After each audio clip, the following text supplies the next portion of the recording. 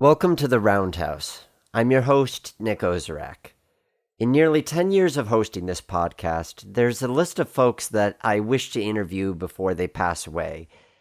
Britt Allcroft, creator of Thomas the Tank Engine and Friends, was on that list since day one.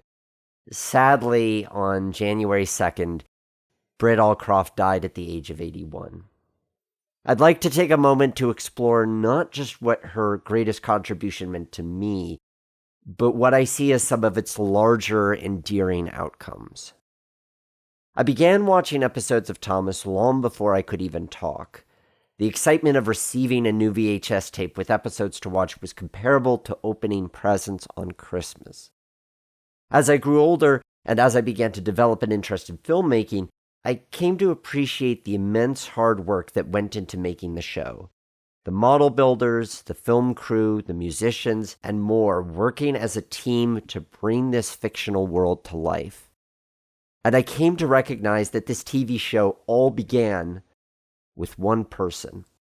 While the Reverend W. Awdry was the man who invented Thomas and his friends, it was Britt who saw the potential of turning his books into a TV series.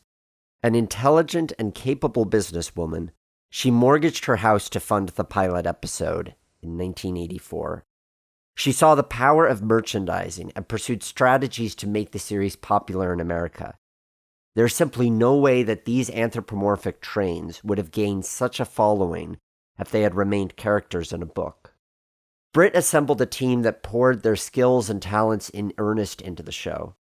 One of the best creative decisions she made was to hire George Carlin as the series' second narrator. As a stand-up comedian, George was not used to performing without an audience, so Britt purchased a teddy bear for him to read the stories to in the sound booth. Hiring him as the narrator gave George a chance to showcase a different side of himself. In a 2007 interview, which you can find on YouTube, he talked about appreciating how the morals of the stories were soft and not jammed down the audience's throats. According to an LA Times tribute that Britt wrote when he passed away, George and his wife gifted the teddy bear back to her after the show had ended, a belonging which she treasured on her piano. During her tenure with Thomas, Britt directed one feature-length movie, Thomas and the Magic Railroad. While the film is mostly set on the fictional island of Sodor, it did feature short but memorable scenes filmed on the Strasburg Railroad.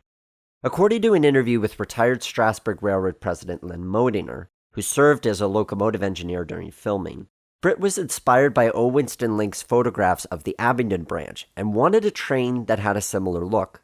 She lucked out in that Norfolk and Western 475, the same type of locomotive that Link had photographed, could be filmed in the bucolic Pennsylvania countryside. It was great that Britt recognized the value of having a real steam-powered train present in her movie, and those shots are some of my favorites of a steam locomotive on film. Of course, the popularity of the show led to the real-life Days Out with Thomas events. How many tourist railroads and museums across the world have experienced financial booms while making thousands of families happy over the course of a weekend? Thomas and Friends mattered to millions of children. Yes, it was a TV show designed to earn money, but the fact remains that it made so many people happy and contributed to the rail heritage landscape that we live and work in today.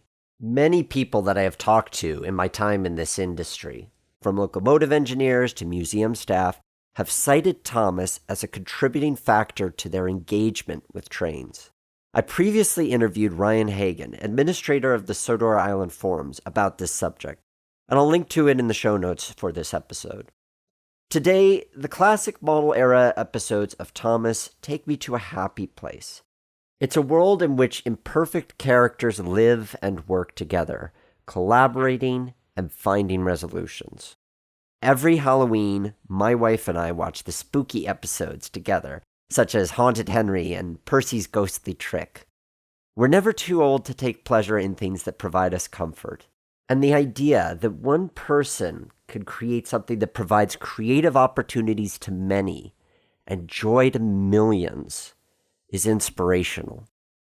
Rest in peace, Britt Allcroft. Thank you for contributing to my childhood.